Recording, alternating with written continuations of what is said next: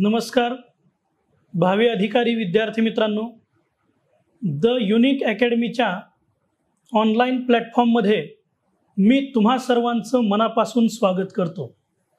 आज खरं तर मराठी हाच विषय परंतु एका वेगळ्या ठिकाणी कशा पद्धतीने उपयोगी असतो, म्हणजे मुलाखत या अत्यंत महत्त्वाच्या ठिकाणी मराठी या विषयाचा कशा पद्धतीने उपयोग होतो। आता तुम्ही म्हणाल की खरं तर आम्ही मराठीमध्येच मुलाखत देतो। राज्यसेवा मुख्य परीक्षा, संयुक्त मुख्य परीक्षेमध्ये PSI मुलाखत आणि त्या बरहुकूम इतर कोणत्याही मुलाखतीला सामोरे जात असताना संपूर्ण महाराष्ट्रामध्ये मुलाखत कोणत्या भाषेमध्ये घेतली जाते तर ती मराठीमध्ये। खरं तर मराठीमध्ये मुलाखत घेतली जाते। तुम्ही आम्ही मराठी बोलतो, मराठीमध्ये ऐकतो, मराठीमध्ये लिहितो आणि मात्र तरी देखील आपली मातृभाषा असून देखील या मुलाखतीमध्ये जेमतेम हवे तेवढे मार्क कधी कधी मिळत नाहीत आणि ते मिळवण्यासाठी मराठी भाषेचा वापर कशा पद्धतीने योग्य ठिकाणी योग्य पद्धतीने अचूक रीतीने व्हावा यासाठी आज या ठिकाणी आपण अत्यंत महत्त्वाच्या विषयाला सामोरे जात आहोत, तो म्हणजे मुलाखत आणि मराठी भाषा। आता खरं तर मुलाखतीचा मराठी भाषेशी असलेला संबंध म्हणजे एकाच नाण्याच्या दोन बाजू असल्याप्रमाणे आहे। म्हणजे अगदी तुम्ही मुलाखतीला सामोरे जात असताना किंवा मुलाखतीची तयारी करत असताना आणि त्याही अगोदर तुम्ही स्पर्धा परीक्षा करणार आहात म्हटल्यानंतर देखील संपूर्ण साहित्य मराठीमध्येच तुम्ही वाचता, लिहिता। तुम्ही खरं तर मराठीमध्ये लहानपणापासून बोलत आहात, ऐकत आहात। ही आपली मातृभाषा आहे आणि तरी देखील मराठी भाषेचा कुठेतरी योग्य तो वापर योग्य ठिकाणी कशा पद्धतीने झाला तर आणि तर पुढं आपल्याला मराठी भाषेच्या उपयोगाच्या माध्यमातून जास्त गुण मिळतील याचा आढावा घेणं तितकंच गरजेचं आहे। चला तर मग आपण बघूयात आता की नेमकं कशा पद्धतीनं आपण मराठी भाषा उपयोगात आणली पाहिजे। त्या ठिकाणी ज्याची तुम्ही उत्सुकतेनं वाट पाहत असता ती वेळ म्हणजे मुलाखतीची वेळ। तुम्ही मुलाखतीला सामोरे गेलेले असता। मुलाखतीला सामोरे जात असताना विद्यार्थ्यांच्या मनामध्ये अहंगंड आणि न्यूनगंड या दोन्ही अवस्था असतात। म्हणजे एकतर ओव्हर कॉन्फिडन्स असतो किंवा लूज कॉन्फिडन्स असतो, तो भाषेपोटी देखील असतो। बऱ्याच विद्यार्थ्यांच्या मनामध्ये भीती निर्माण झालेली असते की मुलाखत घेणारं जे पॅनल आहे त्या ठिकाणी बसलेले जे अत्यंत विद्वान मंडळी असतात ते आपल्यापेक्षा खूप हुशार आहेत, खूप दीर्घ प्रश्न विचारतील आणि त्या प्रश्नांची उत्तर मला व्यवस्थितपणे देता येतील का, आणि याचा मनामध्ये अगदी अशा पद्धतीनं कल्लोळ माजतो की आपण अगोदरच म्हणजे मुलाखतीच्या हॉलमध्ये जाण्या अगोदर गोंधळून जातो आणि ते गोंधळून जाण्या अगोदर देखील आपण मुलाखतीला पात्र ठरलेलो आहोत असं म्हणाल्या दिवसापासून देखील विद्यार्थ्यांच्या मनामध्ये भाषेविषयीची कुठेतरी न्यूनगंडता मनामध्ये भरून येते आणि मग हे कुठेतरी थांबलं पाहिजे। जर मातृभाषा आपली आहे, लहानपणापासून याच भाषेमध्ये आपण बोलतो, अगदी जन्माला आल्यानंतर रडणं देखील मराठीमध्येच टॅ करून असतं, तिथपासून आपण मराठीचा वापर करतो। मग याच मातृभाषेमध्ये जर आपल्याला त्या ठिकाणी 15, 20 ते 25 मिनिटांमध्ये स्वतःचं प्रास्ताविक सांगायचं आहे, खरं तर तुम्ही हे सिद्धच केलेलं असतं की तुम्ही अधिकारी होण्यासाठी पात्र आहात, तरी देखील त्या 15, 20 किंवा 25 मिनिटांच्या कालावधीमध्ये ज्या पद्धतीनं तुम्ही स्वतःला व्यक्त करता ते 15, 20 मिनिट किंवा 25 मिनिट ठरवतात तुम्ही अधिकारी होणार आहात की नाही। आणि म्हणून सर्वात महत्त्वाचं म्हणजे मुलाखतीला सामोरे जात असताना भाषा कोणती वापरावी याचा देखील विद्यार्थ्यांच्या मनामध्ये प्रचंड न्यूनगंड असतो। बऱ्याच विद्यार्थ्यांना असं वाटत असतं की खूप शुद्ध बोलावं, जे की आपण ग्रामीण भागातून जर आलेलो असेल आणि जर ग्रामीण भागातून आपण आलेलो आहोत तर आपली भाषा ही बोली भाषा असते, जी की प्रमाण भाषा नसते. प्रमाण भाषा म्हणजे व्याकरणाच्या दृष्टिकोनातून योग्य भाषा, आणि बोली भाषा म्हणजे जिला व्याकरणाचं कोणतंही बंधन नाही अशी बोली भाषा. आणि मग विद्यार्थ्यांना असं वाटतं की मुलाखतीला सामोरे जात असताना जर आपण प्रमाण भाषेमध्ये शुद्ध वगैरे नाही बोललो तर कुठेतरी बॅड इम्प्रेशन पडेल, कमी मार्क मिळतील, आणि म्हणून उगीच ओढून ताणून नसलेली प्रमाण भाषा आपण विकसित करण्याचा कमी कालावधीमध्ये जास्त अट्टहास करतो आणि तिथंच नेमकेपणानं आपण चुकतो. आणि म्हणून या ठिकाणी मला सर्वांना सांगायचंय की तुमची जी भाषा आहे ती तशाच पद्धतीनं राहू द्या. तुमच्या भाषेमध्ये, तुमच्या व्यक्तिमत्वामध्ये आणि तुमच्यामध्ये जाणून बुजून उगीच ओढून ताणून बदल करण्याचा प्रयत्न करू नका. तुमची जी बोली भाषा आहे, मात्र ती बोली भाषा अत्यंत अशुद्ध किंवा अस्वच्छ असता कामा नये, गलिच्छ असता कामा नये. त्यामध्ये मात्र निश्चितपणे एक गोष्ट लक्षात ठेवायची की त्यामध्ये काही चांगल्या प्रमाणामध्ये आपल्यामध्ये स्पर्धा परीक्षा केल्यानंतर जे काही बदल झालेले आहेत ते तिथं दिसायला हवेत. आणि म्हणून ज्यावेळी आपण मुलाखतीला सामोरे जातो त्यावेळी प्रमाण भाषेचा देखील उपयोग करता आला पाहिजे. म्हणजे भले आपण बोली भाषेमध्ये बोलतो, कारण का संपूर्ण महाराष्ट्रातले विद्यार्थी, भावी अधिकारी विद्यार्थी तिथं आलेले असतात. याच्यामध्ये अगदी मराठवाडा, विदर्भ, खानदेश, उत्तर महाराष्ट्र, दक्षिण महाराष्ट्र, कोकण वगैरे वगैरे वेगवेगळ्या भागातून सर्व भावी अधिकारी एकत्र आलेले असतात. सर्वांची भाषा वेगवेगळी असते आणि ते मुलाखत घेणाऱ्या पॅनलला निश्चितपणे माहिती असतं. त्यामुळे त्या बाबतीमध्ये तुम्ही कोणत्याही पद्धतीनं मनामध्ये द्विधा मनस्थिती बाळगण्याची गरज नाही. आपण उगीच जास्त ग्रामीण भाषेमध्ये देखील बोलायचं नाही आणि उगीच ओढून ताणून प्रमाण म्हणजे शुद्ध भाषेमध्ये बोलण्याचा देखील अट्टहास करायचा नाही. आपल्यामध्ये एक सकारात्मक बदल स्पर्धा परीक्षेच्या माध्यमातून झालेला आहे हे तिथं दिसलं पाहिजे. म्हणजे मी आजपर्यंत मराठी व्याकरणाचा अभ्यास केलेला आहे. मुख्य परीक्षेच्या माध्यमातून मराठी व्याकरणाला मी सामोरे गेलेलो आहे. त्याच्या माध्यमातून प्रमाण भाषा असेल किंवा बोली भाषा असेल, या दोन्ही भाषा मला व्यवस्थितपणे समजलेल्या आहेत. हे त्या ठिकाणी आपल्याला दाखवून देणं गरजेचं आहे, ते आपल्या भाषेच्या कौशल्यामधून. आणि म्हणून प्रमाण भाषा आणि बोली भाषा यांचा मध्यम भागी असा व्यवस्थितपणे उपयोग करून आपण आपली जी भाषा आहे, आपलं व्यक्तिमत्व आहे, ते तिथं कशा पद्धतीनं उठून दिसेल हे आपल्याला दर्शवता आलं पाहिजे. आणि यासाठी प्रमाण भाषेतील जी शब्दफेक आहे ती सुद्धा आपल्याला ओढून तिथं दाखवता आली पाहिजे. निश्चितपणे त्याचा तिथं फायदा होतो. या ठिकाणी आपल्या मनातला जो अहंकार आहे तो देखील बाजूला ठेवला पाहिजे. आता तुम्ही म्हणाल की मग अहंकार कशा पद्धतीनं आहे? अहंकार म्हणजे काय तर कधी कधी न्यूनगंड असतो. म्हणजे मला एखादी गोष्ट येणारच नाही हा न्यूनगंड. त्याच्याबद्दल मी आत्ता सांगितलं की प्रमाण भाषा आणि बोली भाषा यांच्या मधला मार्ग स्वीकारून तुम्ही व्यवस्थितपणे बोलण्याचा प्रयत्न करावा, स्पष्ट बोलण्याचा प्रयत्न करावा. दुसरा महत्त्वाचा भाग म्हणजे प्रमाण भाषेतील शब्दफेक करत असताना, व्यवस्थितपणे शब्द मांडणी करत असताना आपण आपला जो अहम म्हणजे आपल्यातला जो अहंकार आहे तो कुठेतरी बाजूला ठेवणं गरजेचं आहे. तो कशा पद्धतीनं असतो हे जर सांगायचं असेल तर त्या इसापनीतीमधील एक छोटीशी गोष्ट या ठिकाणी मला तुम्हाला सांगावीशी वाटते की एका ठिकाणी साप रस्त्यावरून चाललेला असतो आणि त्या रस्त्यावरती कानस पडलेली असते. कानस माहिती असेल तुम्हाला, चिमटा ज्याला आपण म्हणतो त्याला कानस देखील म्हणतात, ती पडलेली असते.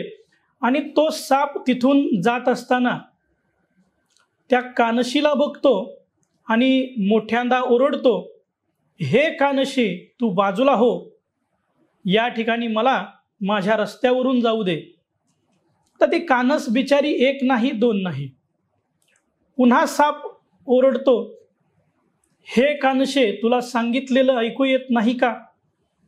हा रोजचा माझा रस्ता आहे, या ठिकाणाहून मी रोज जात असतो, तू बाजूला हो, मला पुढे जाऊ दे. कानस पुन्हा एक नाही दोन नाही, परत तो साप चवताळतो आणि तिला अत्यंत व्यवस्थितपणे त्याच्या भाषेमध्ये सांगतो की मला अत्यंत विषारी असे दात आहेत, त्या दाताने मी तुला चावू शकतो, चावा घेतल्यानंतर मी दंश केल्यानंतर विष तुझ्या शरीरामध्ये जाईल आणि तू मृत्युमुखी पडशील, आणि म्हणून मी तुला शेवटची चेतावणी देतो की या ठिकाणाहून तू बाजूला हो. आणि मग तरी देखील ती जी कानस आहे ती तशाच पद्धतीनं राहते आणि त्या ठिकाणी ती बोलू लागत नाही, ती चालू लागत नाही, ती काहीच प्रतिक्रिया ज्यावेळी देत नाही.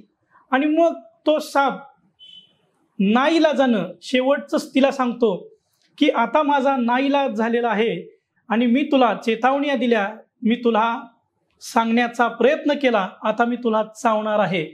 आणि तो साप जो आहे तो करकचून त्या कानशीला चावतो, एवढा करकचून चावतो की त्याचे दात पडतात.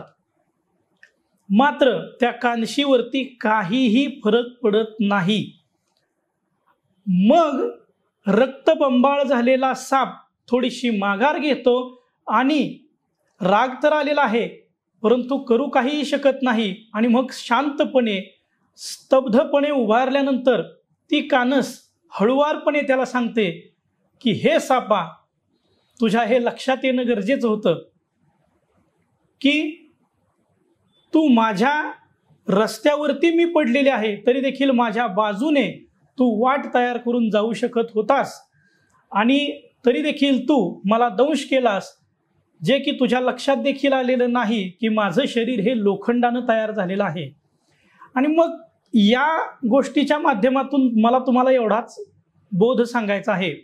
तर ही खरं तर इसाप नीतीमधली गोष्ट, आणि त्या इसाप नीतीमध्ये अशा अनेक मार्मिक गोष्टी आहेत. आता याच्या माध्यमातून एक लक्षात घ्या, बऱ्याच विद्यार्थ्यांच्या मनामध्ये अहंगंड असतो की नाही, मी बोली भाषेमध्येच बोलणार, माझ्या भाषेमध्येच व्यक्त होणार, पॅनलनं मला कशाही पद्धतीचे प्रश्न विचारले तरी हरकत नाही, मी माझ्यामध्ये बदल करणार नाही. आणि मग विद्यार्थी मित्रांनो, होतं असं की आपण त्या ठिकाणी व्यक्त व्हायला जातो, कधी कधी चुकून आपल्याकडून चुकीचे शब्द तिथं जाण्याचा प्रयत्न होतो, म्हणजे जातातच आणि तिथं आपल्या गुणांवरती प्रभाव पडतो. म्हणून आपला अहंभाव जो आहे तो कुठेतरी दूर ठेवून समोरच्या परिस्थितीला कशा पद्धतीनं सामोरं जाणं गरजेचं आहे याचा आपण खऱ्या अर्थानं योग्य तो विचार करण्याची ही योग्य वेळ आहे. म्हणजे त्या ठिकाणी आपण उगीचच मी केवळ बोली भाषेमध्येच बोलेन, मी अशुद्ध भाषेमध्येच बोलेन, मला माझी हीच भाषा आहे, मला पुणेरी प्रमाण भाषा वगैरे येणार नाही, असं काहीतरी विद्यार्थ्यांच्या मनामध्ये जर अहंगंड असेल तर तो बाजूला ठेवा. कारण का, प्रमाण भाषा म्हणजे पुणेरी भाषा कधीच नसती. प्रमाण भाषा म्हणजे व्याकरणाच्या दृष्टिकोनातून योग्य असलेली भाषा. आता यामध्ये लक्षात घ्यायचं की कशा पद्धतीनं शब्दांचे अर्थ आणि अन्वयार्थ या ठिकाणी आपण समजून घेणं आणि ते योग्य पद्धतीनं समोरच्या पॅनलला समजावून देणं गरजेचं आहे. तर यामध्ये भाषेची आणि शब्दांची जाण अगोदर आपल्याला असायला हवी. बऱ्याचदा होतं असं की एखाद्या ठिकाणी आपण बोलत असताना आपल्या वैयक्तिक आयुष्यावरती असेल, आपल्या अनुभवावरती असेल, आपले छंद असतील, आपले आवड असतील, याच्यावरती प्रश्न विचारले जातात. आणि जेव्हा यावरती प्रश्न विचारले जातात त्यावेळी आपण भावनिक होऊन चटकन काहीतरी सांगण्याची चूक करतो की जे बोली भाषेमध्ये जाण्याचा संभव असतो. आणि म्हणून कमी शब्द वापरा आणि त्यातून जास्तीत जास्त अर्थ किती चांगल्या पद्धतीनं अलंकारिकपणे बाहेर पडेल याचा विचार करा. म्हणजे यामध्येच बघा ना तुम्ही, एखाद्या माणसाचा मृत्यू झाला असं म्हणणं, एखादा माणूस आपल्यातून निघून गेला असं म्हणणं आणि काल सूर्यास्त झाला असं म्हणणं, यामध्ये जो फरक आहे, यामध्ये जो अलंकारिकपणा आहे तो समजून घेणं गरजेचं आहे. म्हणजे एखाद्या मोठ्या माणसाबद्दल, एखाद्या समाज सुधारकाबद्दल बोलत असताना ते आपल्यातून गेले, सूर्यास्त झाला, अशा पद्धतीनं जर आपण बोललो तर निश्चितपणे आपल्या भाषेची चुणूक दिसते. आणि उगीचच ओढून ताणून मृत्यू झाला, ते गेले, या पद्धतीचे चुकीचे शब्द जर आपण बोलत राहिलो तर तिथं एक निश्चितपणे बॅड इम्प्रेशन पडतं. दुसरं महत्त्वाचं या ठिकाणी मला तुम्हाला सांगायचंय की भाषेची, व्याकरणाची, शब्दांची जी जाण आहे ती आपल्याला असायला हवी. म्हणजे कोणत्या ठिकाणी ऱ्हस्व दीर्घ कशा पद्धतीनं वापरले पाहिजेत, न नळाचा न बाणाचा कुठं वापरला पाहिजे हे देखील आपल्याला योग्य पद्धतीनं माहिती असणं गरजेचं आहे. मग यामध्ये लक्षात घ्या की बरेच विद्यार्थी काय करतात की आपण बोलीभाषेमध्ये अगोदरपर्यंत बोलत होतो, आता मुलाखत द्यायची आहे आणि मग प्रमाण भाषेमध्ये बोललं पाहिजे असं विद्यार्थ्यांना वाटतं आणि उगीचच कमी कालावधीमध्ये प्रमाण भाषेमध्ये बोलण्याचा अट्टहास करतात आणि मग शुद्ध बोलण्याच्या नादामध्ये नाकातून बोलणे, नाकातून बोलत असताना अनुनासिकांचा अतिवापर करणे आणि तो अतिवापर करत असताना ज्या भावना आपल्याला पोचवायच्या असतात त्या पोचत नाहीत आणि म्हणून त्या ठिकाणी कमी प्रमाणामध्ये ह्रस्व आणि दीर्घ यांचा योग्य वापर करून अनुनासिकांचा वापर टाळा, अतिवापर टाळा असं मी म्हणेन. अनुनासिक आपण कुठं वापरतो तर ज्या ठिकाणी आपल्याला खऱ्या अर्थानं शुद्ध भाषा प्रमाण भाषा निश्चितपणे बोलता येते तिथं. पण जर ते येत नसेल तर आपण आपल्या भाषेमध्ये सुयोग्य चांगल्या पद्धतीनं स्पष्ट उच्चारामध्ये आपण बोलणं तितकंच गरजेचं आहे. आणि हे करत असताना आपल्या आवाजामध्ये असलेले जे चढ आणि उतार आहेत ते देखील तिथं दिसले पाहिजेत. आपण बोलत असताना बऱ्याचदा होतं असं की आपण अगदीच चढ्या आवाजामध्ये बोलण्याचा प्रयत्न करतो, तर कधी कधी आपल्या मनावरती दडपण आलेलं असतं.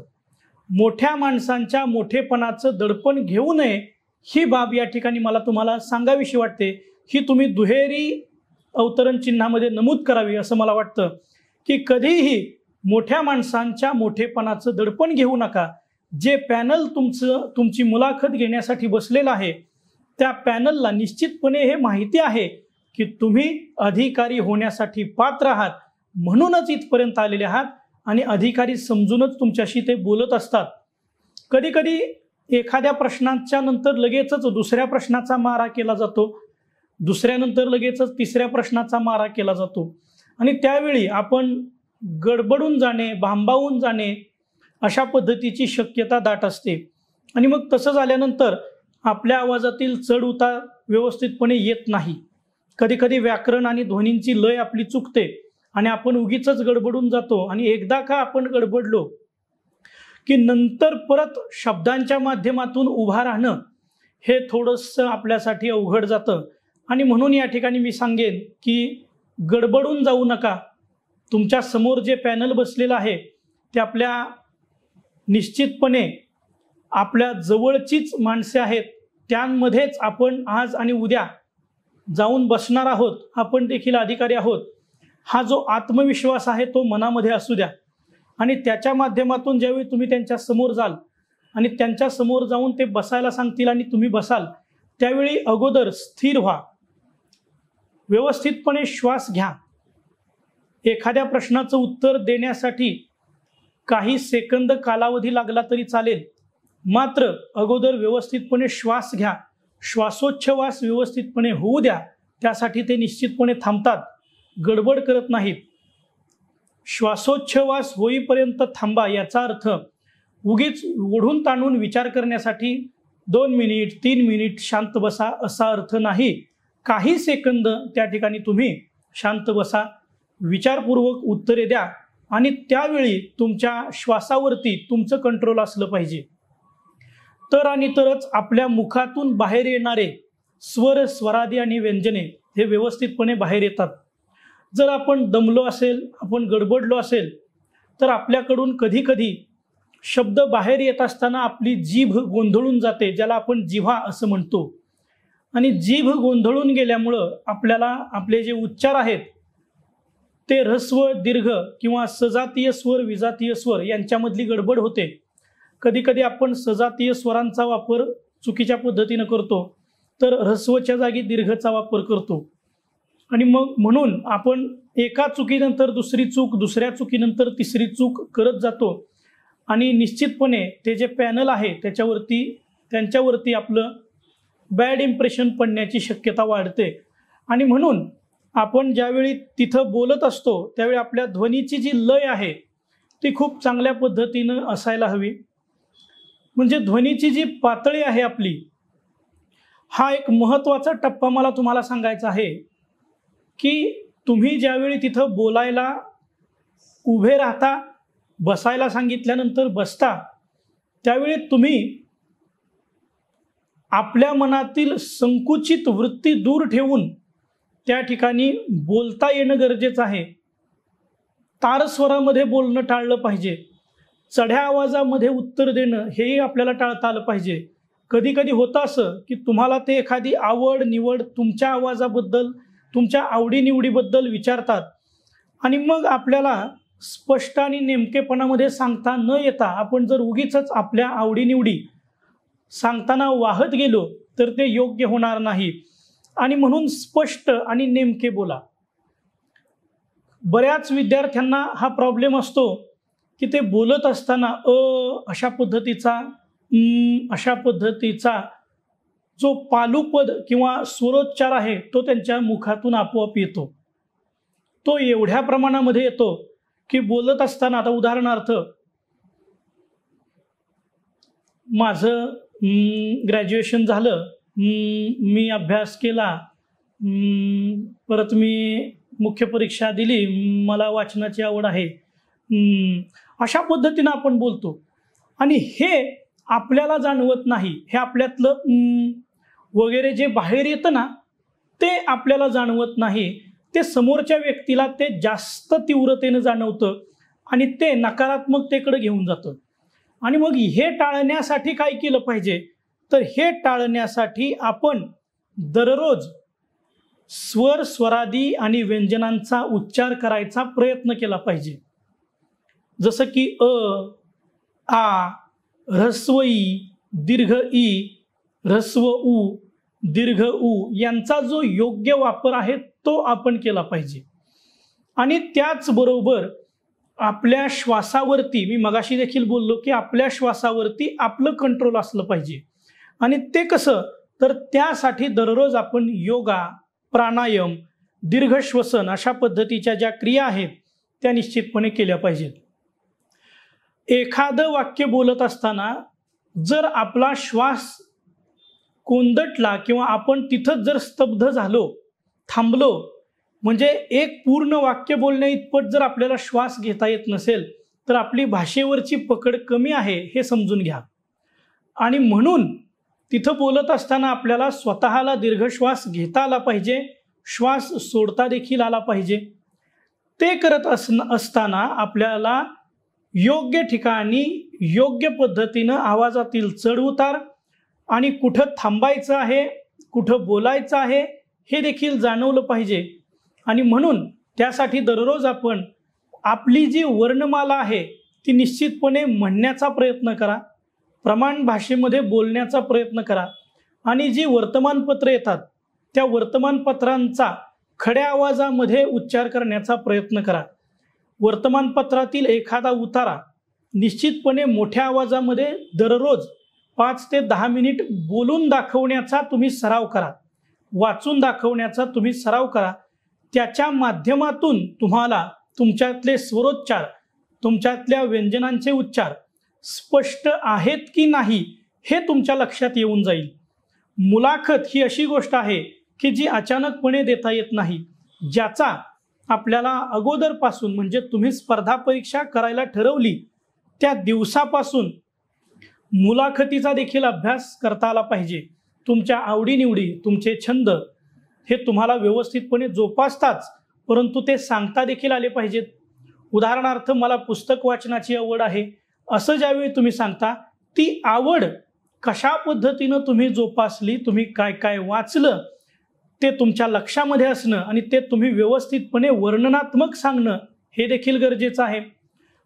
तुम्ही केवळ एवढंच सांगून उपयोग नाही की हो मी नामदेवराव ढसाळांचं साहित्य वाचलं, एवढंच म्हणून उपयोग नाही, तर त्या साहित्याचं विवेचन कशा पद्धतीनं केलं, ते साहित्य वाचल्यानंतर त्याच्या नोट्स काढलेल्या आहेत का, आणि ते अलंकारिक पद्धतीनं खूप चांगल्या पद्धतीनं तुम्हाला सांगता आलं पाहिजे. ते एवढ्या चांगल्या पद्धतीनं सांगता आलं पाहिजे की कमी शब्दामध्ये त्या समोर ऐकणाऱ्या व्यक्तीला हे लक्षात आलं पाहिजे की निश्चितपणे या व्यक्तीने हे सर्व वाचलेलं आहे. आणि म्हणून, आणि जर आपला अभ्यास असेल, आपली भाषेवरची चांगली पकड असेल, तर आपल्या चेहऱ्यावरती निश्चितपणे तो कॉन्फिडन्स उठून दिसतो. आणि आपल्या चेहऱ्यावरती जर सकारात्मक एक्सप्रेशन असतील तर निश्चितपणे आपण त्या ठिकाणी चांगल्या पद्धतीनं बोलू शकतो, समजावून देऊ शकतो. समजावून सांगणे ही एक महत्त्वाची कला आहे. आणि ही जी कला आहे ही तोपर्यंत विकसित होत नाही जोपर्यंत तुमच्या मराठी भाषा किंवा तुमची जी कोणती मातृभाषा असते त्या भाषेतील पायाभूत जडणघडण तुमची होत नाही, तोपर्यंत तुम्हाला ते समजून देता येत नाही. आता राहिली दुसरी गोष्ट, बऱ्याच विद्यार्थ्यांच्या मनामध्ये असतं की इंग्रजी शब्दांचा वापर करावा का. तर याचा देखील म्हणूनच इथं आपण शेवटचा मुद्दा देखील घेतलेला आहे, स्पष्टोच्चार आणि योग्य वर्णांचा वापर. याच्यामध्ये तुम्ही इंग्रजी भाषेतील शब्द, हिंदी भाषेतील शब्द, मुळामध्येच विद्यार्थी मित्रांनो हे लक्षात घ्या की मराठी भाषा हीच अशी भाषा आहे जिच्यावरती अनेक वेगवेगळ्या भाषांचा प्रभाव पडलेला आहे. आणि इतर वेगवेगळ्या भाषांचा प्रभाव पडलेला असल्यामुळं मराठी ही अशी एवढी मोठी दीर्घ भाषा आहे की जी आपल्या पोटामध्ये इतर भाषांना सहज सामावून घेते. आणि म्हणून तुम्ही मुलाखतीला सामोरे गेल्यानंतर मी असं नाही म्हणणार तुम्हाला की केवळ आणि केवळ फक्त मराठीमध्येच बोला, तर तुम्ही इंग्रजी, हिंदी या शब्दांचा देखील हवा तसा योग्य ठिकाणी आणि योग्य तो वापर करा, मात्र अतिवापर टाळा. ज्या ठिकाणी निश्चितपणे एखादी संकल्पना इंग्रजीमधून समजावून द्यायची आहे अशी वेळ येते त्यावेळी ती निश्चितपणे तुम्ही इंग्रजी भाषेचा वापर करूनच समजावून सांगा. समोरच्या पॅनलमधल्या व्यक्तीला जर असं जाणवलं की निश्चितपणे तुम्ही इंग्रजीमधून समजू शकत आहात, समजावून देऊ शकत आहात आणि त्यांनी जर तशी परवानगी दिली तर निश्चितपणे तुम्ही इंग्रजी भाषेचा देखील वापर करा. पण त्यांना हेही दाखवून द्या की मला इंग्रजी, मराठी या दोन्ही भाषा अत्यंत अस्खलित आणि व्यवस्थितपणे येतात, हेही तुम्ही त्यांना दाखवून देणं गरजेचं आहे. राहिली पुढची महत्त्वाची बाब म्हणजे लिखाण. तुम्ही म्हणाल की मुलाखतीच्या वेळी लिखाणाचा काय संबंध, पण या अगोदरच्या काही विद्यार्थ्यांना मुलाखतीच्या वेळी आलेला निश्चितपणे हा अनुभव आहे की कधी कधी काही विद्यार्थ्यांना काही लिहून दाखव असंही सांगण्यात आलेलं आहे. जर तुम्ही तुमचं ग्रॅज्युएशन किंवा पोस्ट ग्रॅज्युएशन इंग्रजी, मराठी अशा भाषांच्या माध्यमातून केलं असेल तर त्या ठिकाणी तुम्हाला लिखाण करून दाखवणं किंवा साहित्याची ओळख करून देणं यांचा निश्चितपणे संबंध येतो. आणि म्हणून लिखाणाचा देखील चांगल्या पद्धतीनं सराव ठेवा. आपली वर्णमाला आपल्याला लिहिता आली पाहिजे.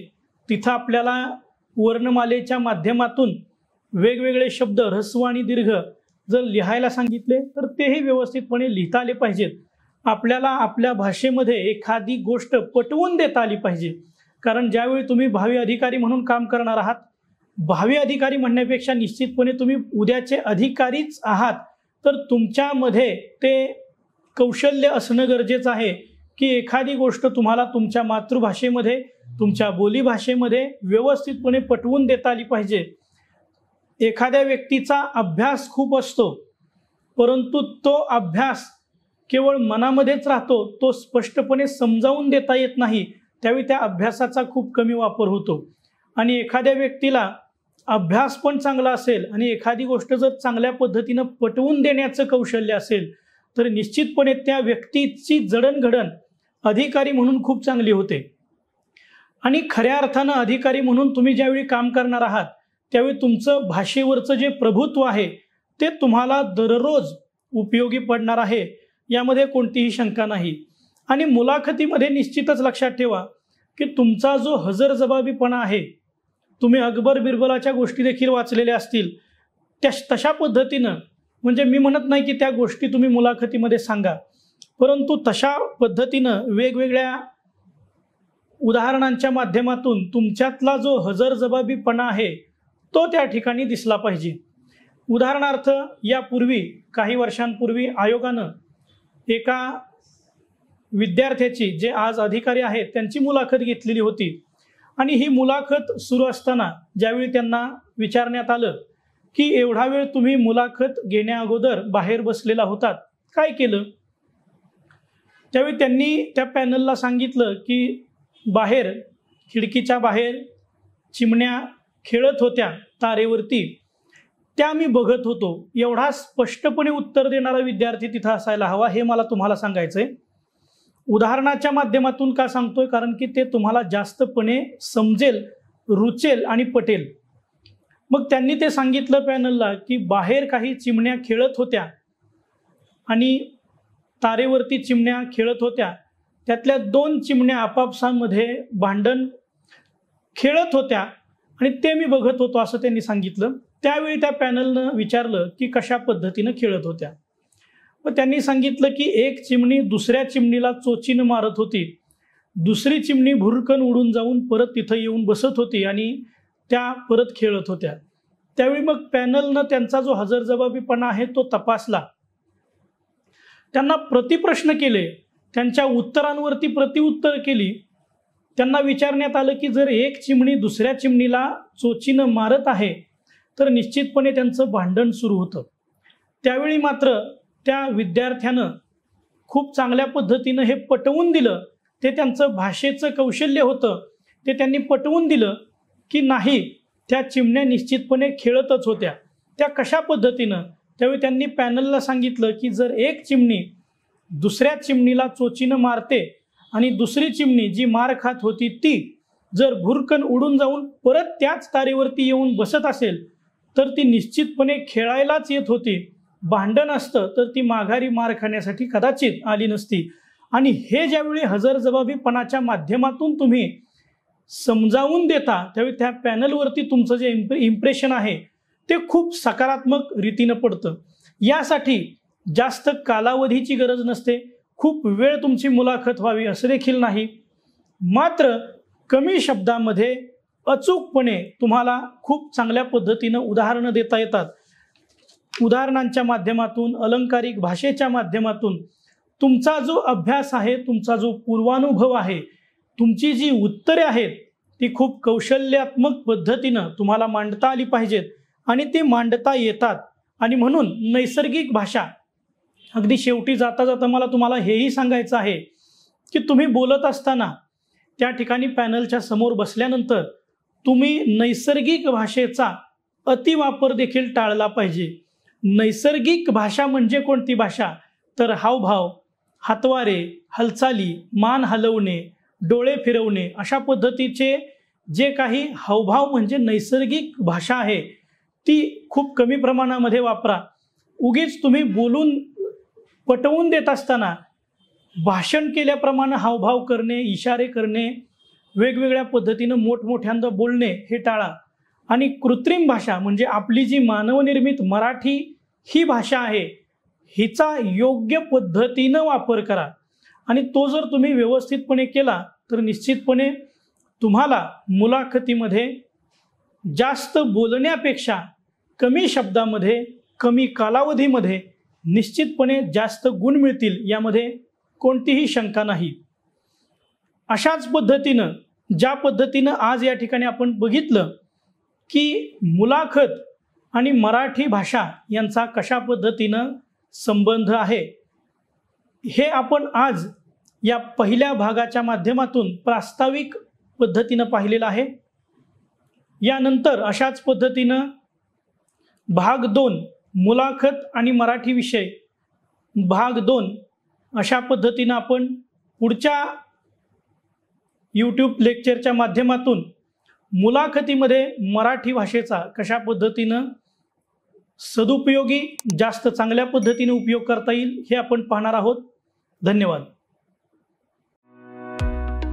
दी युनिक अकॅडमीचे नवनवीन व्हिडिओज आणि अपडेट्स मिळवण्यासाठी लाईक करा, सबस्क्राईब करा आणि शेअर करा.